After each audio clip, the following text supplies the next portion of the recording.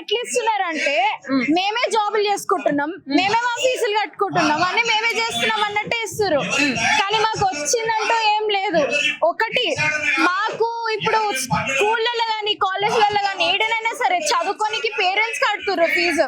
ఇప్పుడు మీకు రేపు మాకు మార్కులు రాకపోయినా కూడా వాళ్ళు మమ్మల్ని తిడతారు.